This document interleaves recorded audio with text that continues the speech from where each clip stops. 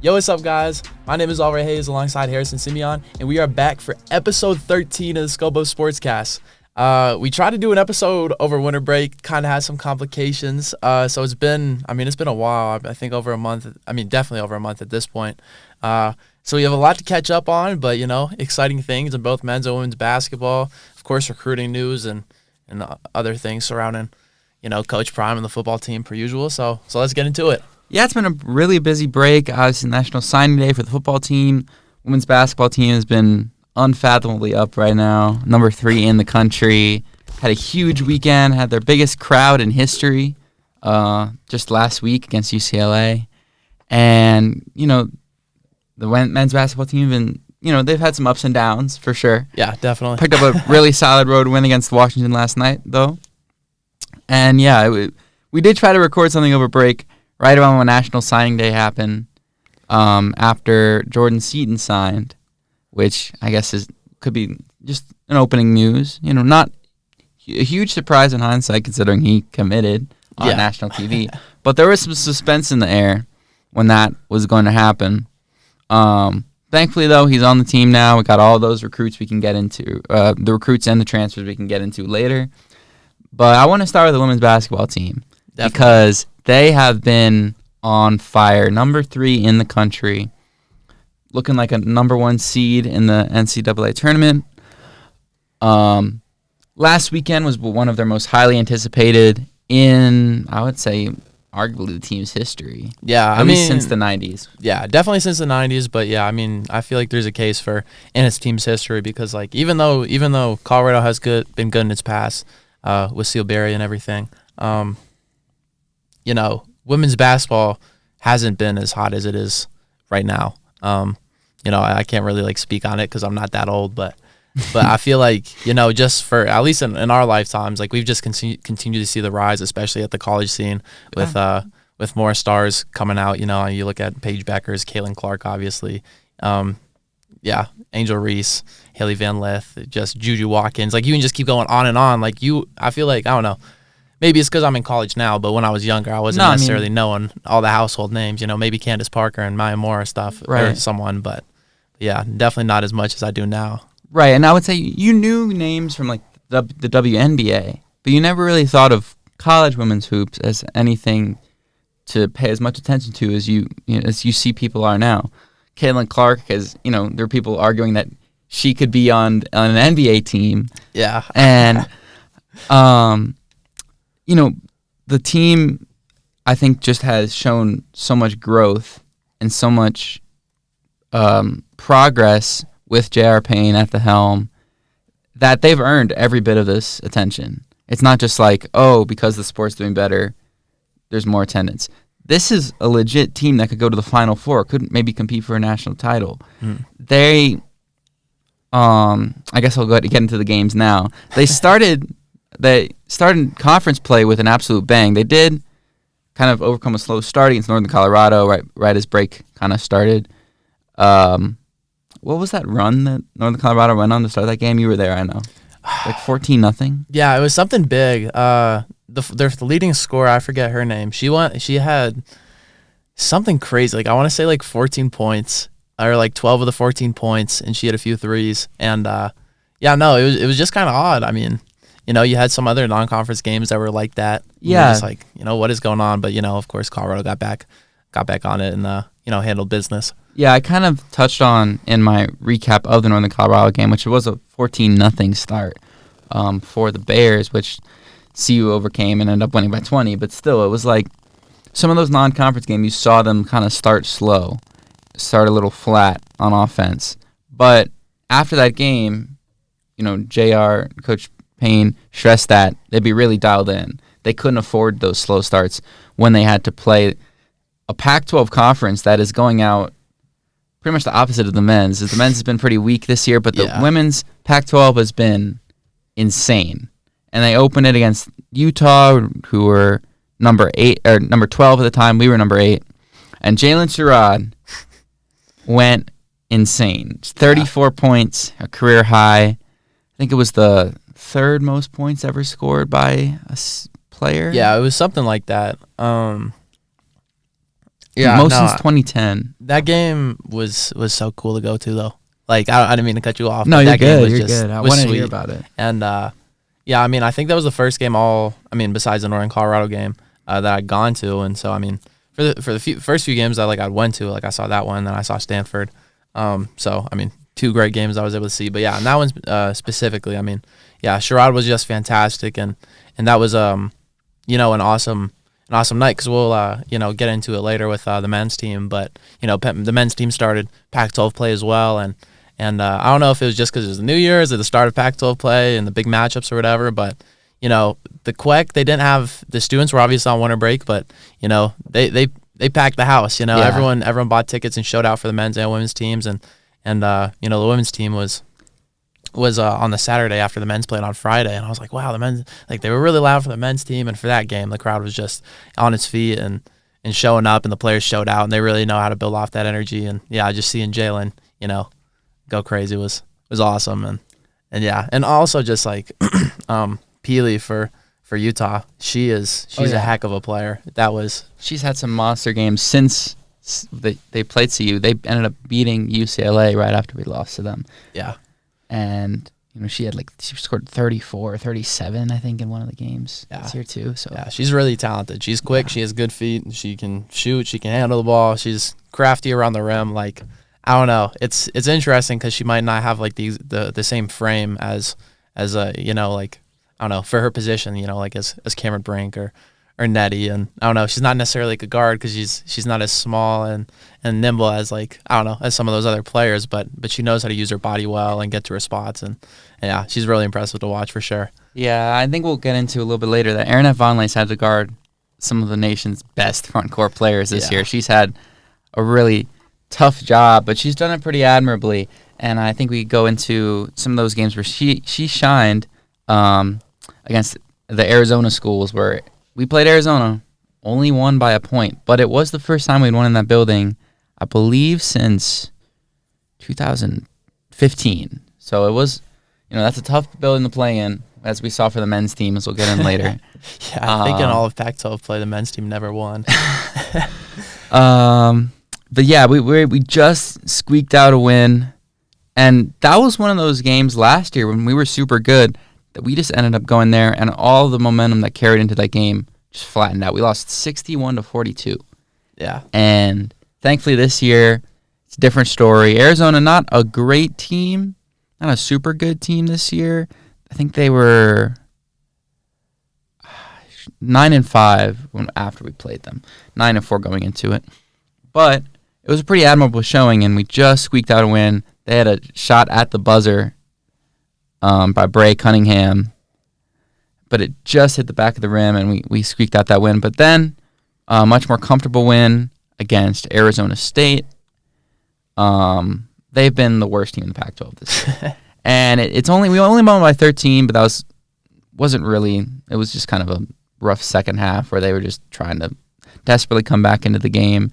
But yeah, Aaron F. Vonleh scored 20 points, and she scored 18 of them in the first quarter and a half. Yeah. So that they like the strategy, especially against a team that's smaller, to just feed her in the post early, and it's worked against a lot of the non-conference teams, but against Arizona State that worked too.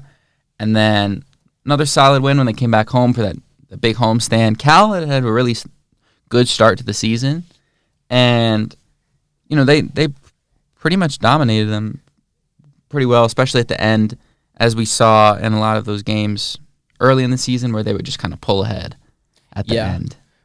Yeah, no. Do you want to touch on that game since you wrote the recap? Yeah, no, that would be a little bit easier to talk about that game specifically. But yeah, no, I feel like, I don't know. I mean, Colorado has just kind of, reached their midseason form a little bit. They're playing a much more, complete version of, the glimpses, not even the glimpses, but what we saw earlier in the season. And I think that was kind of the biggest worry just because of what you mentioned, with how they lost Arizona last year.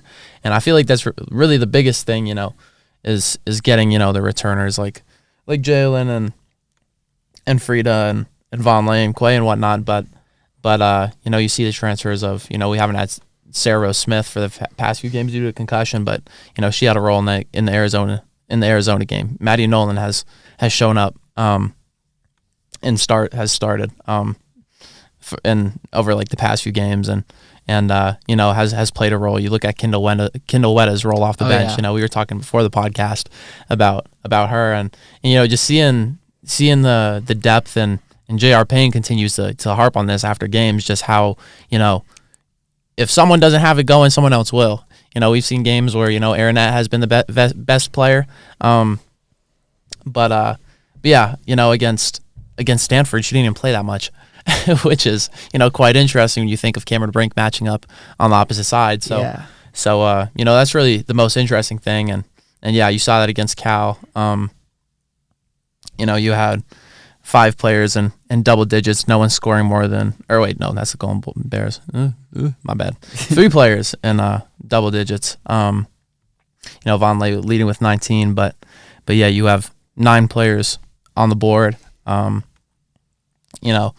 Wetta was 7 off the bench, Tamia with 9 off the bench. Just kind of everyone, getting theirs in that game, and that's just, I don't know, as I've said and keep repeating, that's what's carried them, I feel like, this season compared to last. Yeah, I think one of the biggest things I'll get into once we're kind of done with wrapping up each individual game is they never stop playing hard. They'll, even if, they're kind of struggling, it's not like they aren't putting in a ton of effort to find good looks on offense. It's just that the ball's sticking sometimes. The offense can struggle, but on defense they make up for it. They always, close out. They put their bodies on the line damn near every possession, it feels like. And I guess that led up to, kind of that big stretch where we're going to play 3 top 8 teams in a row. And Stanford got them, like at the end, I think especially, and some of those a big run that really like it was a 20-2 run in the third quarter, I believe. Yeah. That really powered that win. And JR said every game is life or death. Yeah. And it has been, because it's felt so intense. Like, these are previews of the Pac-12 tournament in the future, and it all led up to what may end up being the Pac-12 championship with how things are looking right now, us versus UCLA. And going into that game, I kind of previewed how the rebounding would be a factor, because in that stretch where Sarah Smith got hurt against Arizona State, we kind of struggled rebounding-wise, and I was thinking, we were able to still pull off those wins because of our offense or transition game. But eventually that was going to catch up to us. And when I heard Sarah Smith wasn't playing, I was a little discouraged. And that ended up being the case. They won the rebounding battle 44-27. JR was really upset about the effort on the boards after the game. And you kind of saw that absence of a real player that could run around the rim. Aaronette hasn't been that as good of a rebounder as she was last year. She's been more focused on scoring.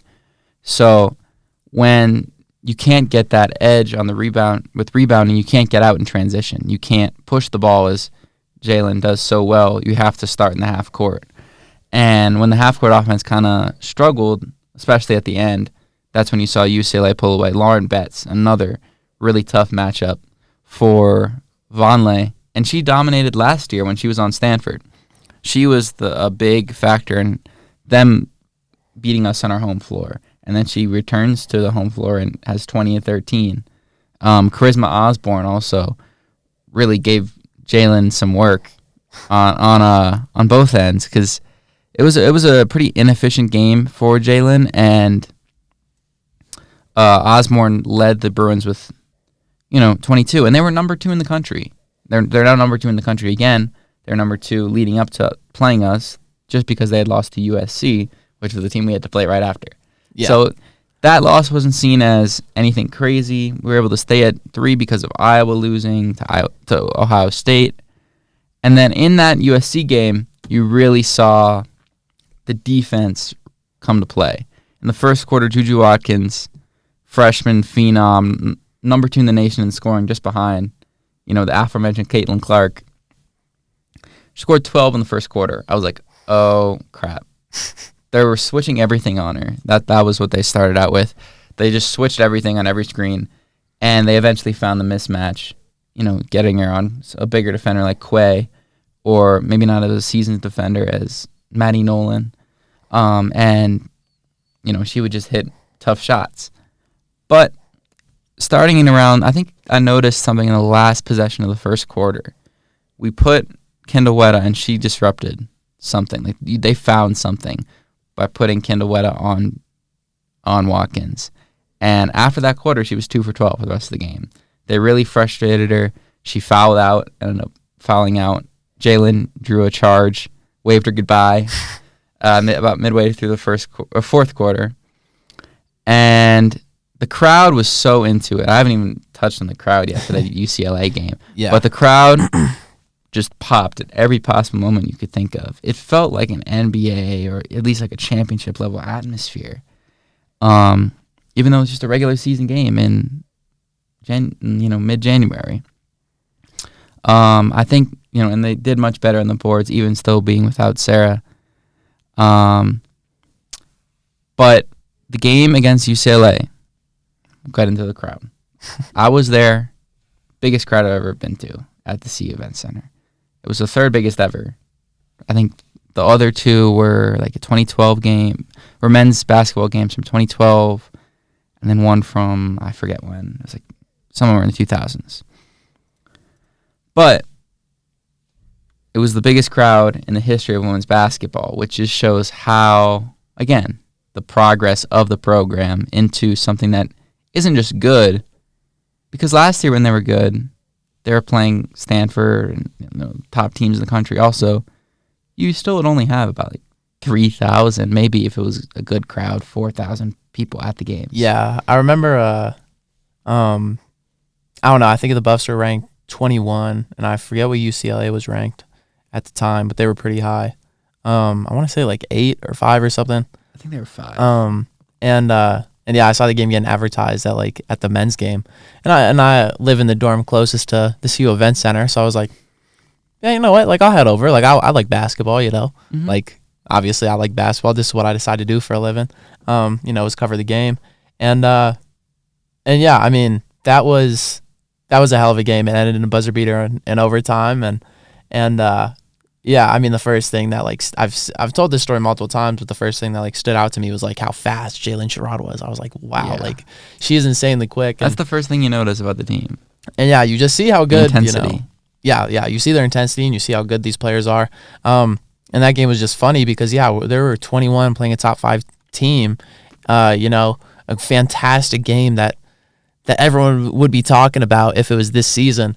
But yeah, just because of there was just not, the hype wasn't there, even though they were good, and it wasn't really until that March Madness run that the hype kind of started. I think the biggest thing was the win against LSU because of how much hype LSU got over the offseason with Angel Reese and getting all the transfers. Van Lith and Flower J. Johnson has a following of her own. That team was supposed to roll through everybody. They were called a super team, and then we shocked them. Not just shocking them, but beat the tar out of them. Yeah. And people were like, "Whoa, we just beat the number 1 team in the country. Let's go see them." And so it really happened pretty fast. But at the same time, this is a program that's been built piece by piece. Quay Miller was a transfer. Jalen Sherrod's in her 5th year. Same with Quay. Aaronette, another just player that's didn't really start out in the rotation. Didn't play as much, wasn't really considered to be that much of a dominant force last year, gives Angel Reese the work in the first game of this season. Frida Foreman catches fire in the tournament last year and, starts out this year hot, really hot too. So I think the players have had their own popularity, I think especially Jalen, because she's been kind of the vocal leader of the team. But yeah, it happened super suddenly. Yeah, I think part of it, I don't know. I mean, I'll give a little credit to what I brought up earlier as far as I feel like if there was a time to at least as far if there was a time to kind of find your program again, it would be now. With the atmosphere of women's basketball, but just from the Boulder standpoint, football team has been awful for years. The men's team, they've made it to the dance 5 times in Tad Boyle's era. And, there's not, when those are your 2 biggest sports and you're not really getting the, satisfaction or the success that you're wanting. Everyone was looking for a team to jump and kind of pile on and root for. And the women's team gave us a taste of that as they, had that great Sweet 16 run. I mean, it was pretty much the biggest, the most success a sports team has had for Colorado in quite some time. Yeah. And so with that, I mean, that really boosts the popularity, especially with, going up against Caitlin Clark, which is why I kind of keep going back to, the popularity of everything. But yeah, I don't know, this year you see LSU, of course, then having played Caitlin Clark and, all the things that you mentioned, beating them and I don't know, just seeing this team and the players that are on it. And I don't know, of course, I think everyone's just, I don't know, maybe it's just me, but I feel like kind of everyone is just more into sports just with even the Coach Prime effect. Like, Definitely. He hasn't had much of an effect on women's basketball. He's shown up to the games. He has a daughter on the team, obviously. Right. I mean, some people I've seen people online say that, this is the Prime effect or whatever. Yeah. Not really. Yeah. This has been a team of its own. It's not like, they're only famous because Coach Prime's daughter's on the team. Yeah, it's definitely not that. Doesn't play. I mean, she did for a little bit in non-conference, and she played decent against Air Force. But this hasn't been because of Coach Prime. We didn't know. I mean, we knew, but it wasn't really Coach Prime era when we made that March Madness run. Yeah. No, I was just thinking that, I don't know. Everyone's just like more just talking about the atmosphere of Colorado sports at this moment. Because I mean, I just feel like with all the news and Coach Prime, I don't know, everyone's just ready and rearing to go, and this is Colorado's era, and for the women's basketball team to be at the front of that, it was just so amazing, and I feel like we can look at their success and we can look at their attendance and whatnot, but one thing that's kind of funny for me that a lot of fans probably don't realize, because unless you're a student, or you were a student, but the last weekend was the first time ever that the women's team had a ticket claim. Yeah, that was crazy. That's when I saw that, I was so just happy. I was happy that they have this demand now. Yeah, students want to go to these games. People want to go to these games, and like I said last year when I brought up that UCLA game, part of the reason I went was because I was like, I just get to walk over and walk in the building and no one cares. Right. And obviously there were people there. People were excited because it was a big matchup, for the people that did show up. But it's like I don't know, almost every game. I'm willing to bet that almost every game this year, or every game, for the rest of the year, at the Queck was probably bigger than that game was. And it's and that's just a crazy thing to think about. I think that their 3 biggest crowds in the last 29 years have been the last 3 games against Stanford, UCLA, USC in terms of attendance. Yeah. So it's been awesome. And we have a player that J.R. Payne's calling the best defender in America, as you mentioned, Kendall Wetta. Really, disrupted Juju Watkins in that game. And you have these players that you can latch on to, these kind of underdog stories. You have players like Sarah Smith and Charlotte Whitaker from Australia and New Zealand, Frida Foreman from Denmark. You have stories you can get behind. Jalen Sherrod was not a highly recruited player at all. Yeah, coming out of high school in Alabama, but she made it. She's made it to the top of, and being considered the leader of the 3rd best women's basketball team, college in the country. Yeah, no. The story is just absolutely wild. Yeah, and just looking at you have a really hard playing group. It's not just they're scoring points. They have some amazing player that everyone loves, sort of like a Caitlin Clark scenario where people that are Iowa fans are Caitlin Clark fans, and then the rest of the players kind of are in the shadow. No one's in the shadow. There's JR's stressed so many times before. They're not a team of superstars. They're a team that just works hard and can, people can rally around that. Yeah. No, one thing that I saw that you reminded me of when you were talking about that was I saw an ESPN article, and I forget exactly what the what the number was, but it was like a top 25 players list in like college women's basketball or something like that. And of like all the top 10 ranked teams, like I think like Colorado was the only one that didn't have like a player on the list or something like that. Yeah. You know, and you know, you're kind of like damn, like, you know, there might be a snub here and there. Like that's a little disrespectful, but it is also a testament to just, you know, all the players, all the weapons they have, and I feel like that's going to be the biggest thing, you know, come March when you have to, you know, because I feel like in March especially, that's when, you know, anybody can come alive. Anybody can show up and prove themselves. I mean, you saw it in the, you know, we saw it with Frida a little bit, you know, getting on fire and all those things. The team kind of hitting their stride themselves last year. But I mean, and against Duke, it was a lot of the interior game with Quay Miller, Aaron Vonleh. It could, you know, we have 4 players who all can win us a game single-handedly. Yeah. And then you just look at, you know, all the other parts that we talked about. And the role players together, are those X factors, you know. Yeah. So I don't know. Overall, great stuff. You know, really the biggest thing is, you know, a lot of these wins have, you know, all these big wins have come at home. I don't know, LSU was a neutral site, but you know, they haven't.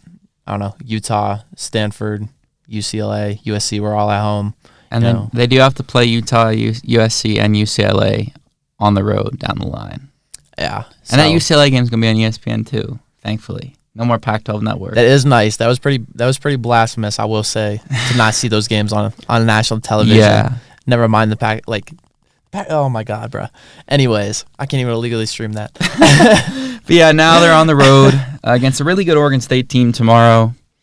They just snuck into the top 25 at 25. That should be a really good game. We haven't had a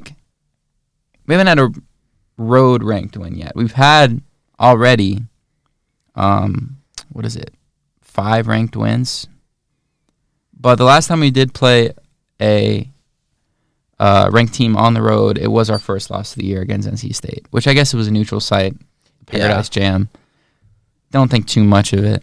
Yeah, and it was our third game in 3 days. Yeah, and we've brought that up, and you know, like they beat LSU on the neutral site, but yeah, I mean, 7 of their final 11 games for this season are going to be away from home. And, it's gonna be tough. It's the Pacific Northwest, you know.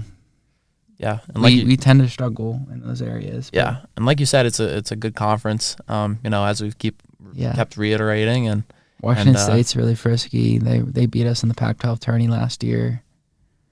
Yeah, and I think you know, we've continued to talk about the home crowd and all those things, and how they keep playing with intensity, and they've showed us that like they can play with intensity on the road, like a little like this season obviously, and in March Madness last year, but yeah, I don't know. I feel like that's really the biggest indicator, at least in college basketball, just how much the home crowd influences these games. And at this point, that's really all I said. Go ahead. That's really all I said. Okay. I guess at this point, last thing I'll say is that you don't want to have an emotional letdown. You know, this past weekend and the past few weeks at home have been so big and so just enthusiastic and exciting and emotional.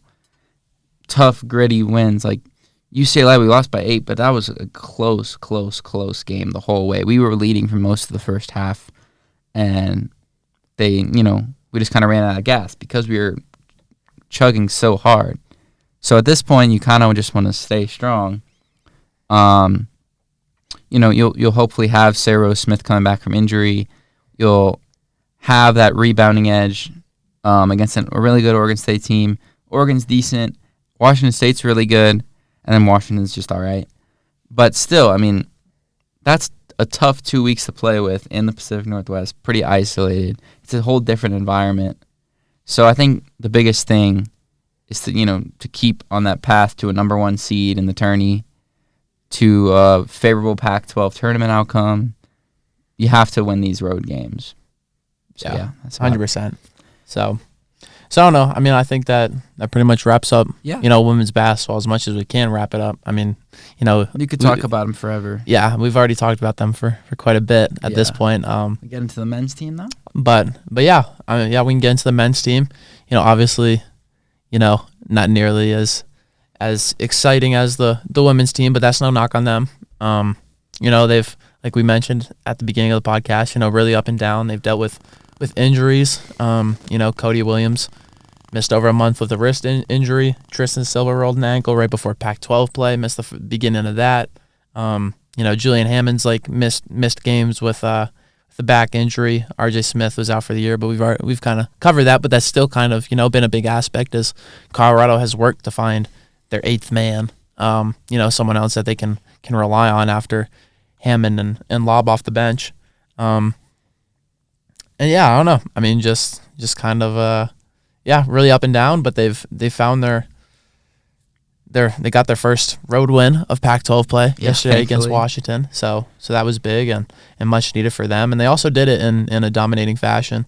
Won by 17 points. So yeah, a fantastic win there. It was the first road sweep or the first season sweep of Washington since Colorado joined the Pac-12. Oh, that's pretty good. So I don't know, kind of cool. Washington isn't the best team. They're but still 98 points is 98 points. Yeah, 98 points on the road is big, and they've struggled when heading to Seattle anyways, and Washington's only 3-6, but Keon Brooks is good. He's a player, and he's a good player, and even the Pac-12 even though the Pac-12 isn't what they have been in years past, anybody can win on any given night, and so for Colorado to do what they were supposed to do is always a plus in my mind. Especially with how wary everyone's been about them on the road, because they're 12-0 at home. Their best start at home in the Tad Boyle era, but now 3-5 on the road. So that's really kind of been the biggest worry. And I think how do you think that worry translates into how they're gonna go into the tournament? If they do go into the tournament, because they're very much in the bubble right now. Yeah, no, for sure on the bubble. I think ESPN has them as a part of the first 4 out in bracketology right now. But yeah, no, I mean this stretch of games, their road losses, they're tough. I mean, I think really the biggest loss at the moment, the two biggest losses, I'll say, Cal first and foremost. That breakdown in the second half was, that's just inexcusable, especially with the caliber of a team Cal is. They're near the bottom of the Pac-12. They're not a team that should be rivaling Colorado, who's supposed to be a top 2 team behind Arizona. And so, that game's frustrating. Cal's not really that great. But then, that Florida State loss earlier in the season when they actually were full health. You look at that one and you really, I don't know. If you're a part of that Colorado team, I feel like you really have to kick yourself about that loss because they've put together their big road wins or their big home wins rather. Struggle on the road now that they've had injuries and whatnot. But now that the team is fully healthy, in the years that they have made the dance, they've played this well at home. They haven't had a season where they've made March Madness and lost more than 3 games at home in a season. So I think they've really shown great promise, with how well they've played at home, with what they can do. And now that they're finally getting fully healthy, Tad Boyle's teams haven't, performed too well on the road, like in his time here. But as I've, continued to mention throughout this year, and as many other people have said, I think this is, arguably the best roster that he has had, and if there's any year to get through those road struggles, this would be the year. So if up to me, I think I'm obviously a little more optimistic, covering the team and being a student and all those things. Yeah, I mean, I think there's reason to be that because of the talent that's there.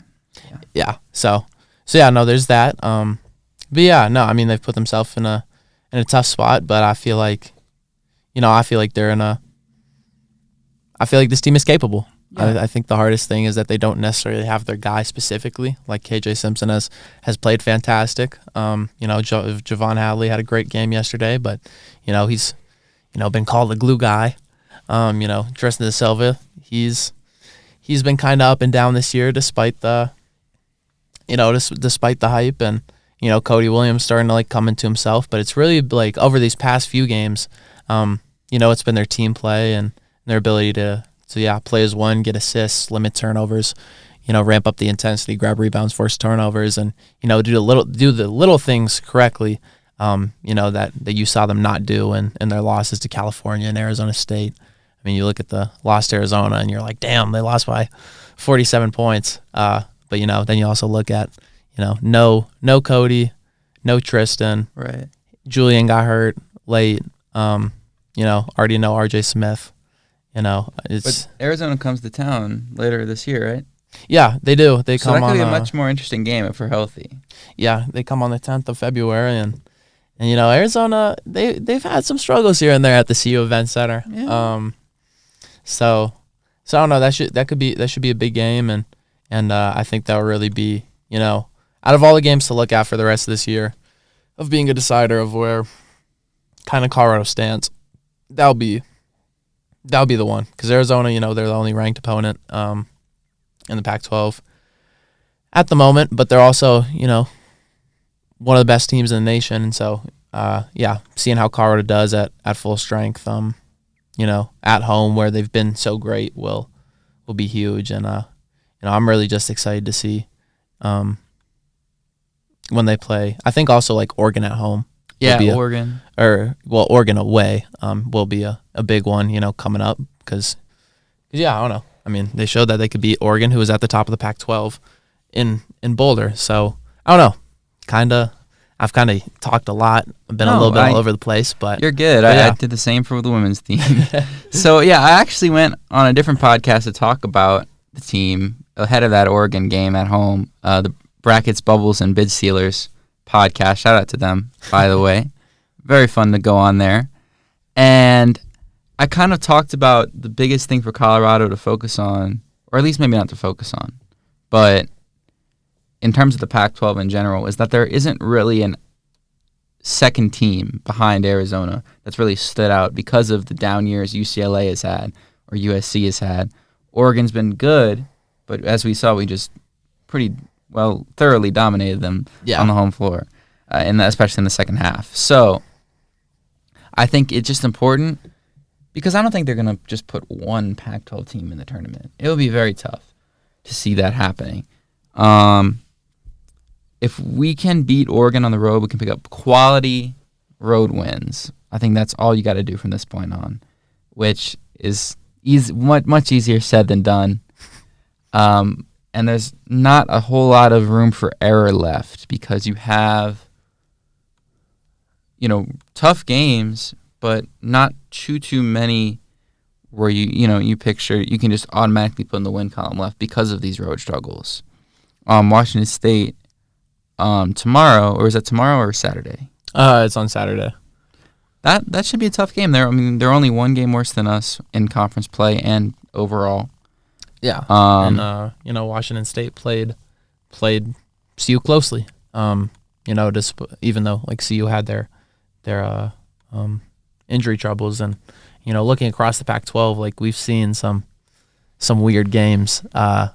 Just across everything. You see, I don't know. Obviously, the biggest one I think is Stanford beating Arizona. Yeah. To start the year. But then you see, different teams winning, different teams losing. It doesn't really seem like anybody's necessarily safe outside of a pretty dominant Arizona, like you said. And then you have Utah right after that, which again the same record as Washington State. And besides going to Boulder, I think going to Utah on the road is probably the toughest place, second toughest to play in the Pac-12. Maybe not overall. For us, it would probably be Arizona, as we saw. Yeah. But in general, going on the road in Salt Lake City has been tough for a lot of teams. And I think that game is going to be huge, because if we can muscle through Washington State and Utah, we'll be on a 6-game win streak, then come back home for Arizona State. That's extremely winnable. And then and the big Arizona. Yeah. Because I think I don't know. This is the most crucial stretch of the season. Yeah, by far, especially with the hole that they've kind of I don't know. I want to say a hole that they've dug themselves in because I feel like, FSU, they should have won that game. That California game, they should have won that game. You look at, Colorado State and Arizona State, and you're like, just a little bit tighter because a lot of the things that have kind of led to these losses and some of these, scares have been the little things. It's been turnovers, it's been foul trouble, but then it's been some of the uncontrollables like injuries. But then you bring up Utah and teams playing in Salt Lake, but Washington. I mean, I guess we're past like Washington, Cal now, but historically in the Pac-12, Colorado's not played well against either of those teams on the road. That Colorado hasn't really been a good on the road team in the Pac-12 at all. So just thinking of that is kind of nerve-wracking, when it'll come down to it. But I don't know. They're kind of – this is the best – I mean, as expected, this is the best I feel like they've been all season. Yeah, sure. Their offense has been clicking. I mean, 86 or more in the last 3 is always going to be good no matter who you play. Yeah, for college. And, you see the offense clicking. You see guys like Hadley really stepping up into that offense and becoming sort of the X factors that I saw coming into this year. KJ, Cody, all of them. And Cody's, we could get into how he's being mocked as a potential number 1 pick in this year's NBA draft, which is kind of shocking. I mean, I expect him to be a top 15 pick, a lottery pick, but number 1. Yeah. Despite, you could say what you want about this year's draft class, but being mocked number 1 as a Colorado player is all it's unheard of. A sight to behold, I guess. I was struggling to find a way to put that. Yeah. No, it's kind of surreal. If you follow Colorado basketball, seeing a guy with this much hype, because I don't know, we've seen guys in years past, but Cody's the highest rated recruit, like first 5-star, all that stuff. Everyone knows all the things that have come along with it, and I think the hype kind of died down a little bit, with the draft class not being as prevalent as it has been in years past, especially. And like Cody kind of starting the year off a little slow, and of course dealing with the wrist injury. But he's had, before the wrist injury, back-to-back 20-point games. Since then, he's come back. Had 19. I think he had 19 points against Washington yesterday. 23 on 10 for 13 shooting against Oregon, I think is the most impressive performance he's had all year. Yeah, he had that 3 performance. 4 from 3 too, which the big question coming into the year was how is his jump shot going to translate? And it really has in the recent stretch. It seems pretty natural. Like you watch him shoot, and it doesn't look like it's anything crazy for him to be doing now. 2 for 3 last night as well. So yeah, he's become he's picked his spots. He hasn't been taking them in much volume, which I think is the right decision at this stage in his career. But he's been making him. He's been making him when he's had the opportunity. And that's been another layer to this Colorado offense that's made it so hard to guard, because you start out the year really attacking the rim, and he still does it with such ease that it generates so much rim pressure, it can open up, the players can sag off of him because they're so afraid he's going to drive. Yeah, no, for sure. The 3-point shot, it's definitely coming along. It looks so much smoother than it, like, not even necessarily smoother, but you can just see the confidence that he's shooting with in comparison to the beginning of the year, because he honestly didn't start out the year shooting too poorly from 3. He just wasn't taking a lot of threes, and he's still not taking a lot of threes, but he kind of had to be pretty open, had to have the time to be able to get that shot up. He was against Oregon, he had 3 threes. Against Oregon State, he had 2 more, two last night, as you mentioned. And these threes are a little bit more contested. He had one, it was late in the shot clock, but off the dribble, snatch back 3, it's something that, you weren't ever thinking about. And, you look at his driving ability and just how he gets comfortable. You saw, in the Cal game, he struggled. That was his first game back from that wrist injury. He had 5 turnovers. He didn't shoot the ball particularly well, until later in the game. So I think there are those hesitancies that you saw at the beginning of the year where I think he's, I don't know, Cody seems like a bright kid, talking to him at practice, how he responds in the press conferences. You see his older brother and how he performs and how he carries himself. You know that Cody's head isn't in the right space, and I think sometimes those guys can get caught up. Am I doing the right thing? Am I making the right decisions? All that stuff. And so even when he was driving at the beginning of the year and getting to the Cup, it was. You could kind of see those wheels turning a little bit. He might have, kicked out when he shouldn't have or hesitate a little bit more. And now, those kick out passes are there. He's getting a few more assists. Yeah, I mean, it's all part of adjusting to the system of a college team or, getting used to maybe not being the first option all the time. Yeah. As he was in high school. But something I did want to, if you wanted to add some more stuff on Cody, go ahead. Well, I was just going to say that it is kind of interesting with, the whole, first option thing because, on this team, I feel like I've brought up how they don't really have a guy per se, even though they have KJ Simpson, Tristan Silva, and all that stuff, and those guys. But Cody, even in that Cal game, yeah, he didn't play that well, but he scored. I think this last 7 of Colorado's 11 points in that game. You look at the CSU game. When him and KJ combined for over 40 in the second half, to even give them a chance. You look at the Oregon game, Cody led the way. He's been averaging. I mean, he scored over I think besides that Cal game, he scored 16 or more in every game since his return. I don't know the USC game. I think he only had or maybe it was the USC game. Or I don't know. It was one of those games, but either way, my point is just that he's been able to get hot at times when it matters.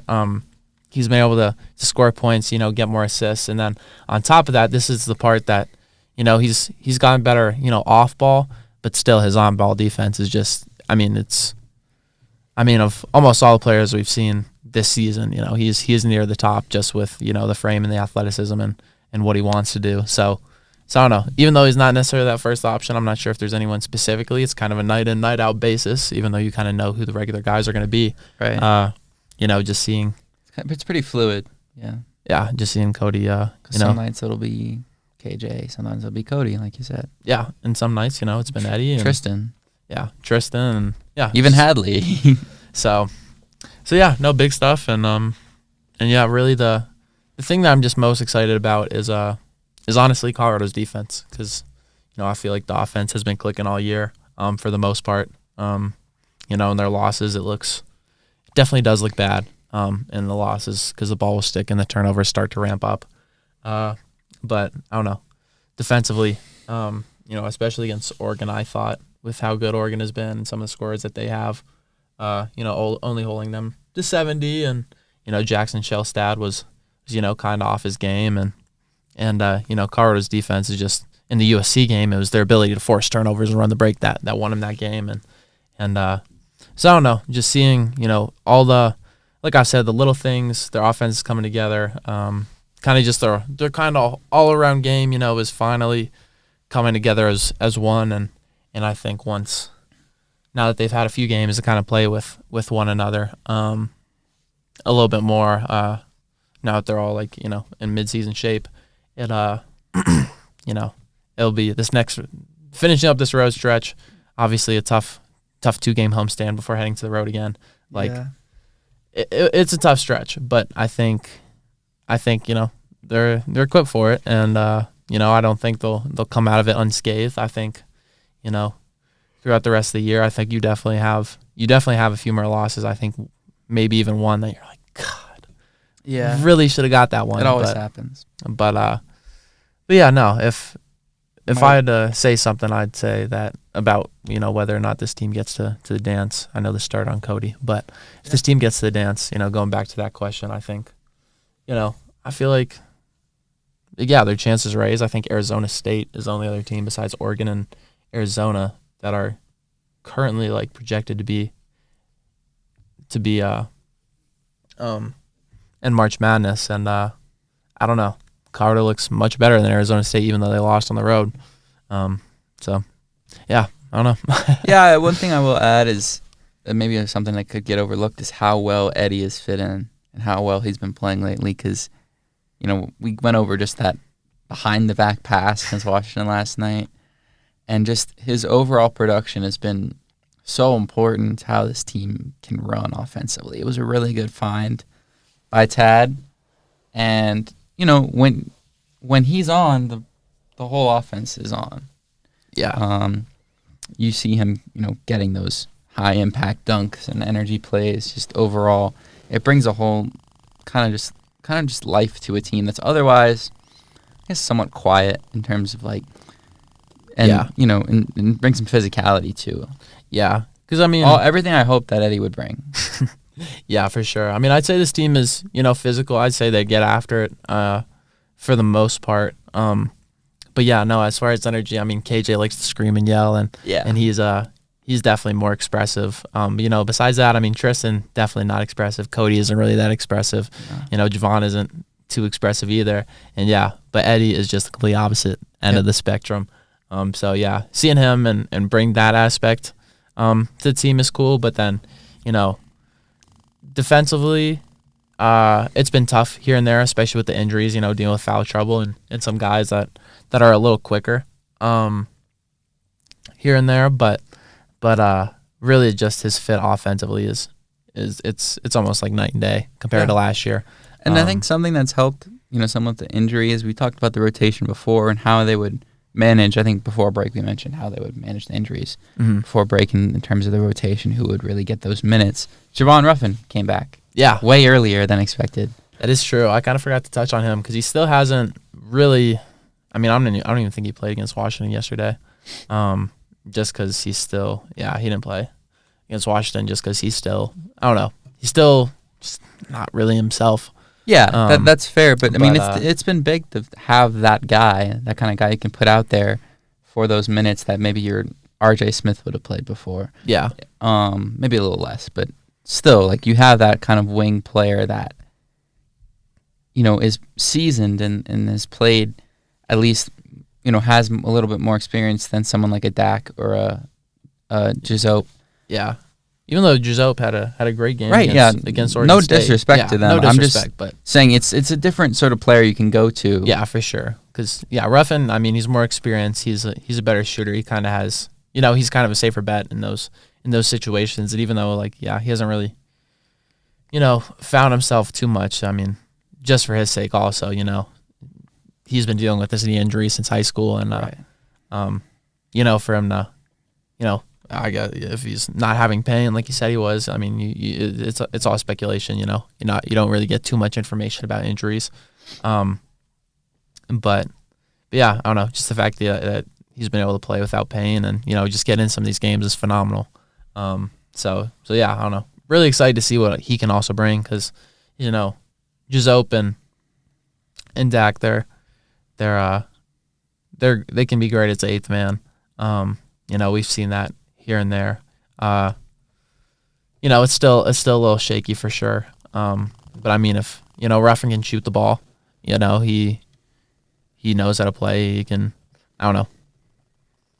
I feel like he can kind of not play like Julian Hammond, but kind of play a little bit more like that and kind of just be another guy you can rely on and not necessarily have to worry about if he really can come back for the tail end of the season and kind of play into himself. I think you could see it because, if RJ's out for the year, you're going to need those guys in those kind of minutes where you need someone with experience and you need a little bit more shooting, especially if one of the guys goes down. Yeah, or foul trouble. Yeah, foul trouble, definitely. And you see Luke is kind of the sixth man. He's made some starts this year, but sometimes, he's been a little bit inconsistent this year. You see those games where he's hitting those corner threes, he's getting a dunk or a block, or just making those energy plays is all to just kind of add to that offense. But, when he's having an off night, you can go to a guy like Ruffin who can really, play on both ends of the floor with some, maybe a little more physicality or just overall, I guess, more well-rounded of a player than someone like Dak or Giuseppe at this stage, just because it's inexperience is always. Yeah, and I think it'll also just be interesting to or not interesting, but it would just be helpful to, have another guy who can be a little bit more of an offensive spark plug because, Julian Hammond kind of brings that. But outside of that, you're not, Lob has had some offensive bursts this year, but in those games, like after both games, he's like, I feel like I didn't play as well defensively or rebound as well as I should have. Yeah. So it's not even necessarily his role to, get those points. It's nice for him to hit those threes, obviously, but he's focusing more on his defense and rebounding, and even when Lob kind of has it going, it's not like he's going to be able to really get flaming hot. I don't think. Yeah. So having Ruffin who can also come in and play that guard position and kind of just like regulate the offense a little bit will be helpful because KJ and Julian. KJ playing absolutely phenomenal, and I think Hammond would be a starter on quite a bit of other D1 teams. Yeah, I've mentioned that. And he's really come along this year. Yeah, I'm so impressed by his shooting and just his overall play within the offense. Rather than last year, you kind of saw he would just kind of try to dribble too much and work around the defense. He was still a good passer. You saw the tools were there, but he's really put it all together this season. Yeah, and it was kind of interesting because, like, I don't know, it was last year when KJ was out that Julian found himself as he was playing in that starting lineup. And there's still some things here and there, like defensively, he's still not, fantastic. He's still coming along. And, offensively, like, I don't know, he might get caught in those turnover ruts a little bit. But yeah, no, he's played well. It's been tough with his back injury. I see, his missed time with that and hasn't really been himself too much, following his return. But yeah, no, just having that other option, whether like KJ was in foul trouble in that Cal game, and Julian was out for that, so that made it a little bit tougher. But Ruffin, I think he played like 3 minutes in that game. Yeah. And so if he is able to come back, and step up like we were saying, that would be huge. So yeah, I think this will be the final thing I'll add. Overall with the team, we're 21st in KenPom, which for those that don't know is like a big like analytics stat that kind of just ranks all the teams, and they're just kind of like one number that really analyzes how good a team is. Mm-hmm. And the fact that we're still in the top 25 is promising. I don't know if some people treat it like gospel. I'm not one of those people, but it's something to note.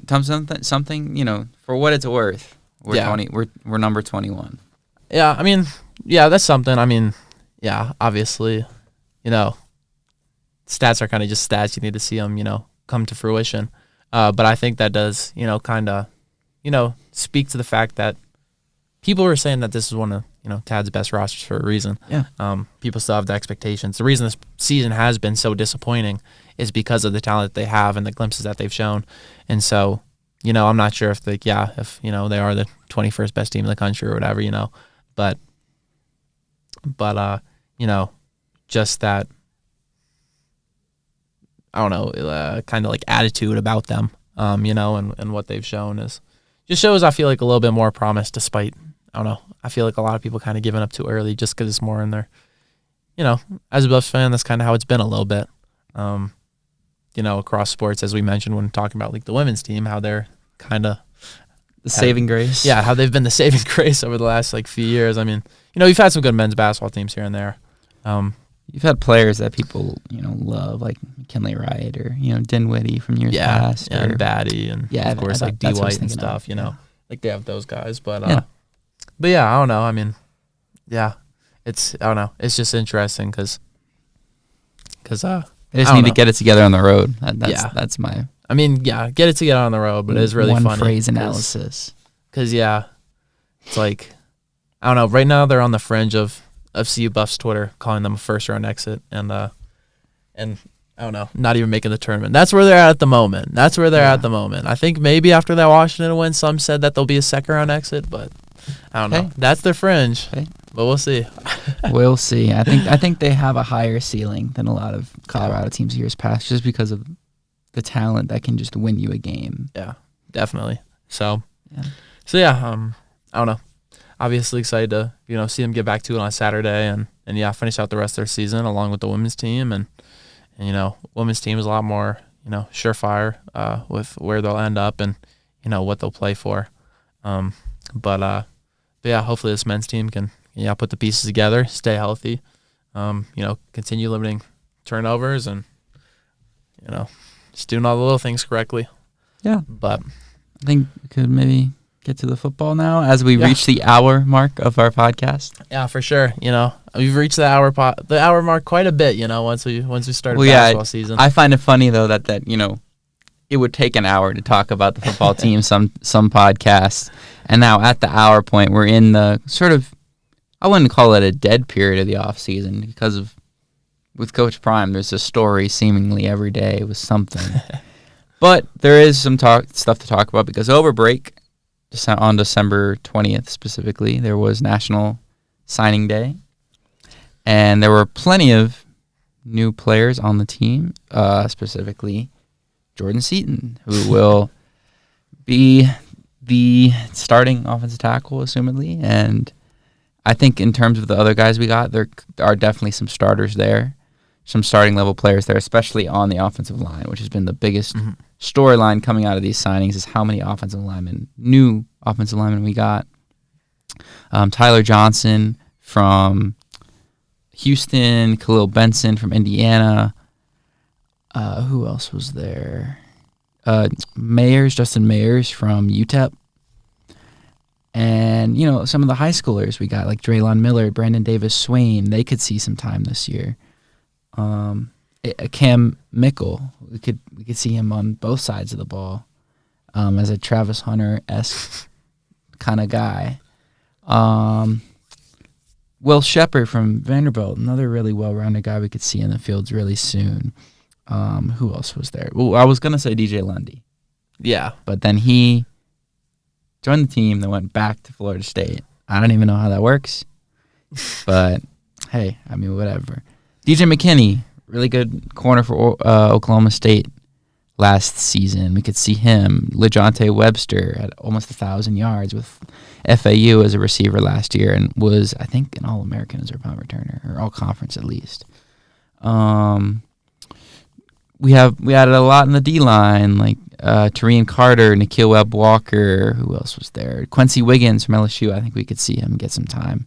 I remember watching him at LSU. Preston Hodge, a safety from Liberty, really good safety. We could see in the secondary as well. Micah Welch, Eric Brantley as some of the other high schoolers we got. Even a quarterback, Walter Taylor from Vanderbilt. And was it Keaton or Destin Wade? We got a bunch of brothers. We got those two brothers. Keaton and Destin Wade from Kentucky.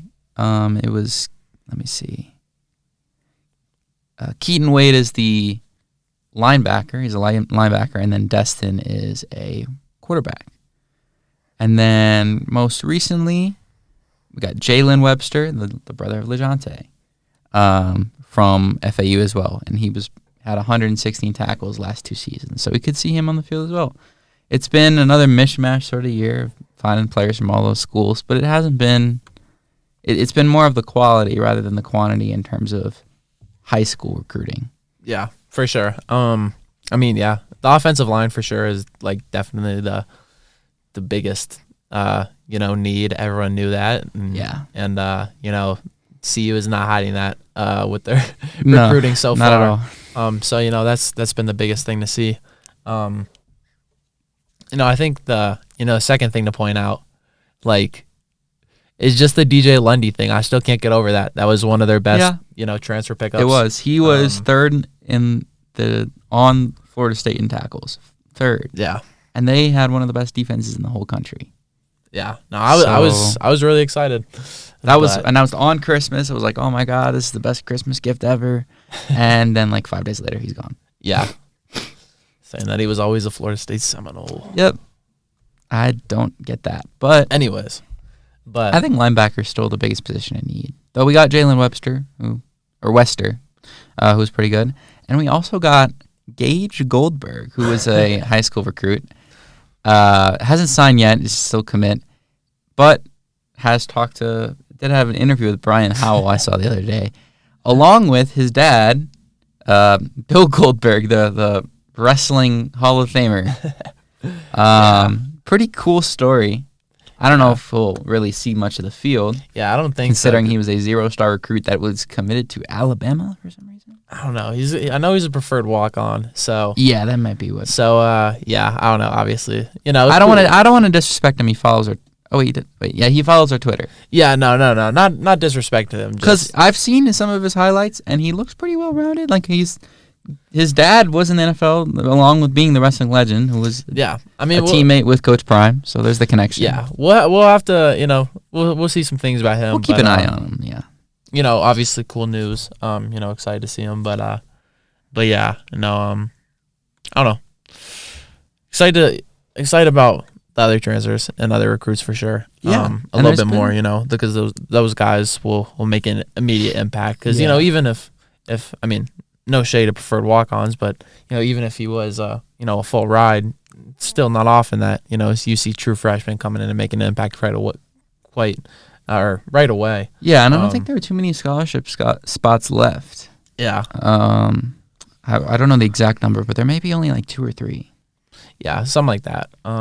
So it seems like they've pretty much wrapped up what they're going for this offseason, and the biggest emphasis being the O-line, which has been really good. I mean, a guy like Tyler Johnson that I mentioned earlier, only 2 sacks allowed last year for Houston. I think actually may have been 2 sacks in his whole career. I may double check that. But either way, Tyler Johnson, very established, very good O-lineman. Justin Mayer's another one. Khalil Benson, a guy from the Big Ten. Those guys know how to block. I remember our EP Jared has said before. And it just, there's been some commits here and there. Another safety, Herman Smith, played at Jackson State with Coach Prime before transferring to Idaho State, and now is transferring again to us. I don't know who. There may be another commit that hasn't signed yet. Yeah, I don't know. There's so much that's kind of hard to keep up with, and especially there's trying little stories like some of the staff that have been Pat Shermer officially the guy at OC. Yeah, I don't know.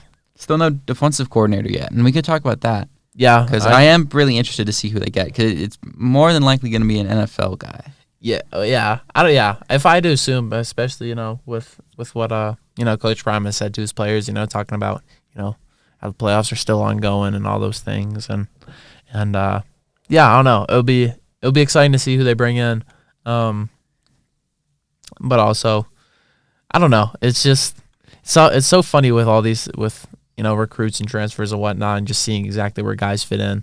Because I felt like if you looked at last year is obviously an anomaly, right? But I feel like this year's kind of still like building off that anomaly a little bit, right? As far as not knowing like where they're where they're gonna be, or like who's gonna play where and all that stuff.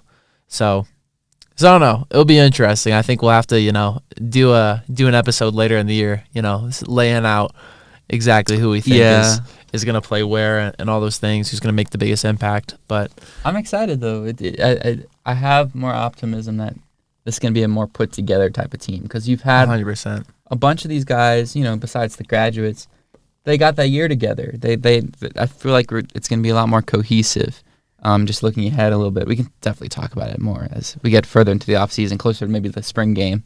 I think overall I have a lot more optimism that this team could be a bowl game type of team. Yeah. Or even better. Yeah. I mean, we'll obviously have to see, but I mean, obviously having a year together, helps building that program, building that culture that Dion wants to build, all that stuff, letting those guys play together, like you said. But yeah, no, I mean, I just feel like, now that last year he had to build a whole football team from scratch, basically. Right. This year you have the stuff to build off. You have those, the guys. You have Shador, Travis, everything. You know what they're good at. And then you can incorporate and build around those strengths. Yeah, you have those strengths, but yeah, you also the weaknesses. Yeah, your weaknesses, which is why you see him, going out and getting all those linemen, which will be huge. So yeah, overall, I mean, I feel like you just have to be happy as a Buffs fan, especially with, I don't know, I feel like it's, especially in this day and age with social media and everyone, harping on everything, so often it's kind of easy as a fan at least to be like, oh, damn, like, are they really going to make the moves? Is everyone actually right? Right. Is Dion actually going to do something? And I don't know. Me the whole time, I kind of figured that he would just because of, what he was able to do last year, as far as, recruiting and kind of proving people wrong in that aspect. And I feel like he's also Deion Sanders. You can't just completely write him off. But right. And I think this year of college football is going to be so weird. No more Nick Saban. Washington's coach went there. And then Arizona, who will play this year, they have a completely new coach, a new regime. And their sort of program that they were starting to build, they'll still have Fafita, their really good quarterback. But they were exciting last year, and now I don't know what to make of them. It's hard to see if they can really compete for the Big 12 title with so much like a new coach that was at San Jose State. You could see it. I mean, we had Coach Prime was Jackson State, but it's going to be interesting to see how Arizona's offseason develops because they're still a really, really good team. Yeah. We saw it last year when we played them.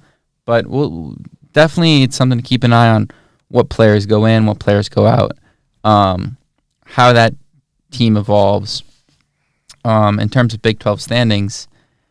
And then I think Utah is going to be another team that's going to be right up there at the top of the Big 12. Kansas State, they've had some really good years recently. We could keep an eye out for them. And, yeah, I mean, it's going to be a fun rest of the off season. I think I'm excited to see who we get as defensive coordinator. And I think with that, like, also finally, getting a guy will, see some of those more, like, defensive recruits, coming in because, I feel like it's, at least as a commit, I know I'd be a little nervous, right, trying to commit to a school, not knowing coach you and all that stuff. So I think that's, been a disadvantage this offseason for sure, But with that, I think we're going to see, more developments as far as, what the team's going to look like next year. Yeah, for sure. So, yeah, a lot of cool stuff. We could I'll touch on lacrosse coming up. Yeah, for sure. They start their season on I think it's the 11th of February. And then the baseball team in the preseason poll at number 6 in the country, just a vote behind number 5 against Utah State, who we played in the Club Baseball World Series last year. Beat them. They were number 1 in the country at that point. And now we're going to be playing them this season in the regular season, which schedule hasn't come out yet, but I'm pretty sure we will be having a series against them. So that's something fun to watch out for. We'll be bringing you all that baseball coverage. I know me and you love to cover it. Yeah. Of course, Jared and Alex and Jimmy. Oh, of course. Yeah. So and I'm trying to think of anything else. Soccer got some transfers. Yeah, they had transfers. Because they did lose a decent amount of players. Yeah, we had, I don't know, skiing's underway, doing their thing. They've had some success. I don't know. I mean, I think. Did you want to talk about over break? Just go into maybe a little bit of our experiences. Oh yeah, for sure. Yeah, I don't know. I mean, I guess I'll start first. Just to wrap up this episode, do it kind of quick. But yeah, no, both for all you guys. We both were able to have cool experiences as far as covering sports at a professional level. Getting to cover. I don't know. We both did NBA games. You did an NFL game as well. And you'll get into that. For me, I was doing I'm gonna release a story on Cody Williams soon, and his relationship with his brother Jalen. And so when the Thunder came to town at the beginning of, or midway through December, I was able to tag along with my professor and our scope of sports, like, I don't know, like faculty member, I guess. Faculty advisor. Yeah, faculty advisor.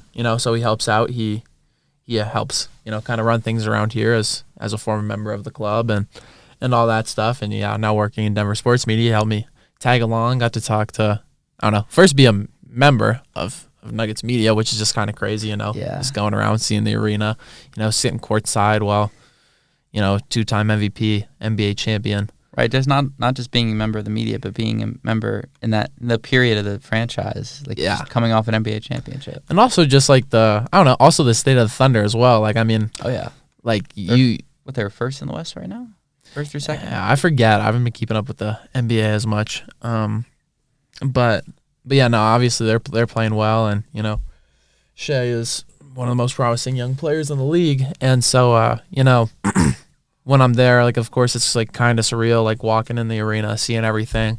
A minute in, I have Michael Porter Jr. brushing shoulders with me, and I'm like, this is kind of crazy.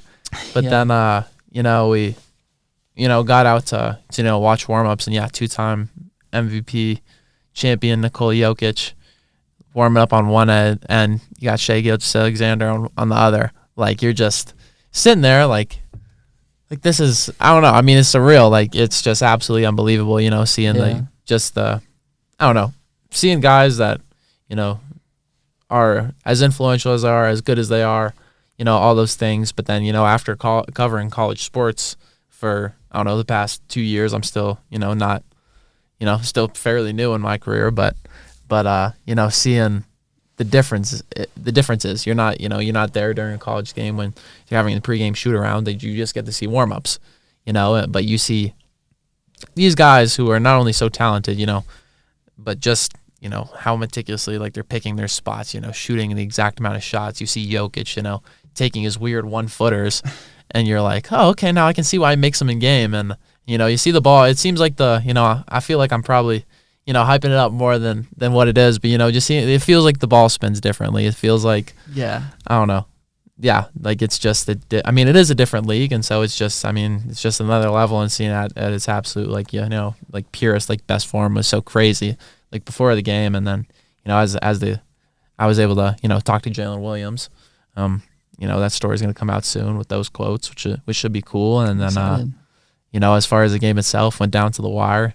Shea hit a clutch shot to put the Thunder up over the Nuggets late, and just getting to press conferences, hearing Christian Braun and Michael Porter Jr. and Mike Malone, all those guys talk and see how all the media functions, and just all that stuff. For me, it was super crazy, and I'm sure it was the same for you. And I'm glad that I'll have a C related story come out of it, but just be able to do have that opportunity. Thanks, Jake, and then also just experience it, and having his commentary about seeing what he does, for a game like that, was just super cool. So yeah, I don't know. That was my experience with it. So now the stage is all yours. Yeah, no, that was an amazing experience, especially because you got to meet the player and you got to you're making something out of it. I'm unfortunately not, but it was still really, really cool because I have a family friend that works for the Associated Press.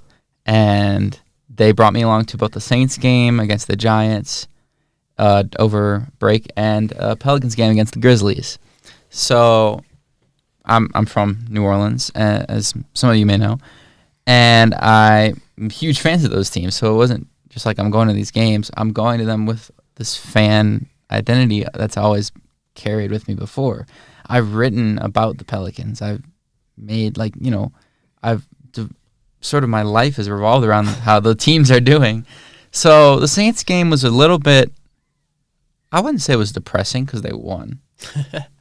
But in terms of where the franchise is at and the sort of vibe I got with the media was that, it was big. There were a lot of pressers. But seeing each individual player didn't feel like a big deal. I was just walking to the room, walking all around this giant stadium that is way different than just going to even Folsom or going to the event center, and then I just saw, there's Derek Carr just walking behind me like he's any other guy. It really gave me a look into the humanity of some of these athletes, because then when I went to the Pelicans one, the press conferences were really small. There were probably 5-6 reporters in there to ask the coach questions after the game, and I wanted to.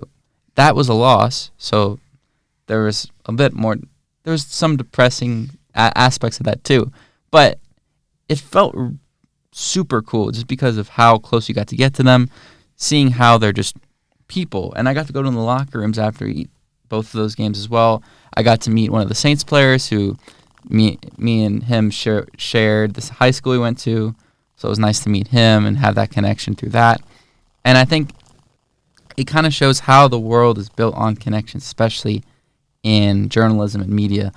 And just having one person that can bring you to something can end up getting you a job for your whole life. And I was really just completely blown away by everything there. I didn't even feel like I was actually there. It felt like I was walking through like a dream. And I'm just like, just casually walking by players in locker rooms that I've, idolize, like almost. I wouldn't say idolize, but like look up to and see as these big celebrity superstar athletes, and then they're just like there. Yeah, I think talking to each other after a shower, yeah, or going through a press conference and just being like, oh yeah, hey guys, what's going on? Yeah, no, I feel like the best word for me to describe it is like you just have like when you have like the love for sports and like you play them your whole life and like so much so that even when you don't make it like that I don't know, like you and I were both, I don't know, picking a career to stay around the game.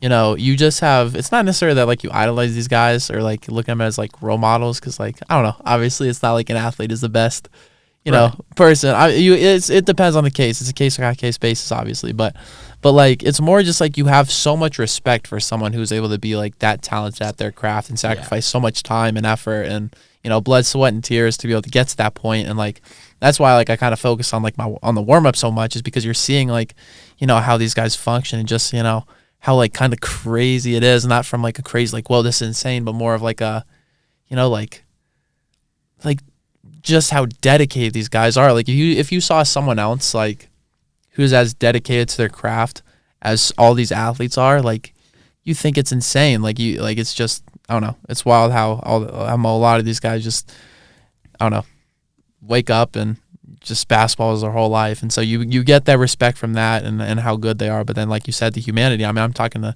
Jalen Williams, and for me it was a little funny because like also talking to like having talked to Cody before, I think that definitely like took the nerve off it a little bit. Yeah. Just because they are brothers. But I mean, Jalen's only like a few years older than me. Like Jalen, like I don't know, I think he's younger than my brother. So I'm just like talking to him. I'm just like, it was honestly one of my best interviews that I think I've ever had. Like it was quick. Great. It was only a few minutes, but I mean, as far as like the questions I asked and like how comfortable like I felt, like it was just like, I don't know.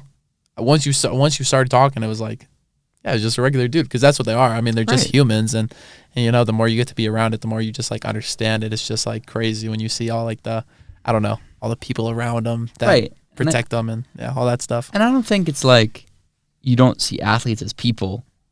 And like, as you grow up in sports, you eventually like are like, you see it on TV and everything like that. But when you're in that environment, you really start to understand that it's just like we could have an athlete in here and they'd be just talking like us, and then it'd just be, I guess it's just something that sports has been my life, and I've seen these people in such a different view than you are going to end up seeing them if you end up in the world of sports media.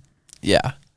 And I think like, I don't know, another point to it is like sports, like they're like an entertainment, all these players have brands, they're individuals, they have all these things. And so like, I don't know, like in a way it's almost like for us, like for the people who love sports, like for sports fans, it's like,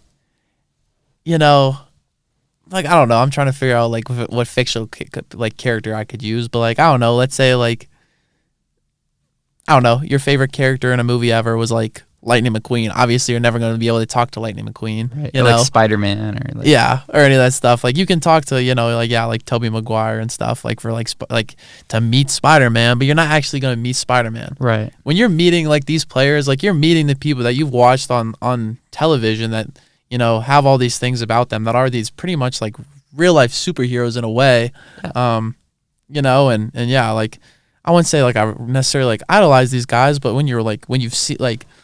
They're like in the public eye that it's hard not to just be like put them on, maybe not a pedestal, but just like see them as, I don't know. It's hard to describe. Well, yeah, it's really hard to describe because like you just see Ja Morant walking around 2 feet away from you is way different than seeing him play basketball on TV and seeing highlight reels and different things like that build him up like that, and you just see him just doing normal stuff. It's pretty humbling. I don't know if it's humbling to like. I'm. It's just like it's just like I guess we're so far into the podcast. I'm struggling to find the words anymore. Yeah, me too. But it is also kind of just like an unexplainable like experience, just because you're like damn, like these are the guys, but also like they're also humans. Like these dudes, it's not like I think it might also be a little different, maybe if these guys were like 60 or something, you're like, oh, like they might think I'm like so stupid. But on the other hand, like when you're actually around these guys, like before I talked to Jalen, you have to go through the locker room. And so like you see like, I don't know, like Shet and like the other Jalen Williams and like, I don't know, whoever else just like messing around in the corner. And it's like, I don't know. It's just like, it's like with the, I remember.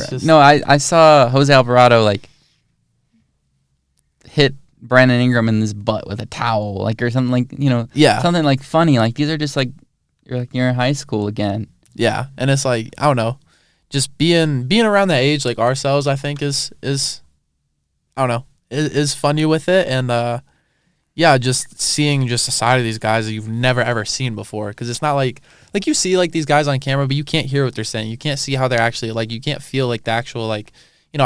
People like to say aura, or as the young kids do, but like I don't know. I always think like that's like kind of stupid. You can't really like tell like the aura, like I don't know, of a player. Like you can tell like their environment, like how they are and whatnot. Like you can't like fully experience like them until like you're kind of like next to them, and even still, that's just like a glimpse. And so I don't know. Like we said, I mean, if the point isn't hammer home enough, just a crazy experience, to see these guys and, just really just taking everything. I mean, even just for me, like, I don't know, walking around like the arena, the hallways, and it feels like 2K my career. Yeah.